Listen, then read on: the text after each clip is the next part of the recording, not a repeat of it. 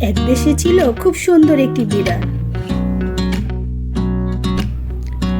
একদিন বিড়ালটি সুন্দর একটি ছেলেকে দেখতে পায়। বিড়ালটি ছেলেটিকে দেখেই ভালোবেসে ফেলল।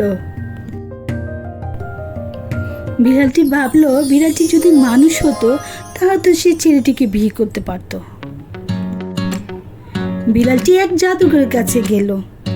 জাদুঘরকে সে সব কথা খুলে বলল এবং জাদুঘরকে অনুরোধ করলো তাকে যদি সে সুন্দরী এক মেয়ে বানিয়ে দেয়। জাদুঘর তার মনের আশা পূরণ করলো, তাকে এক সুন্দরী মেয়ে বানিয়ে দিল। ছেলেটি যখন মেয়েটিকে দেখলো তাকে সে ভালোবেসে ফেললো এবং তারা বিয়ে করে ফেললো। একদিন বিকেলে সেই ছেলেটি এবং মেয়েটি বাগানে হাঁটছিল। এমন সময় সে বাগানে জাদুঘরটি এসে হাজির হলো এবং জাদুঘরে জানতে ইচ্ছে করছিল যে মানুষ হয়ে বিড়াল তার আগের অবস্থা ছাড়তে পারছে কিনা। তাই সে একটা ইঁদুর পাঠিয়ে দিল তাদের কাছে। সে বিড়ালের মতো ইঁদুরের উপর ঝাঁপিয়ে পড়ল।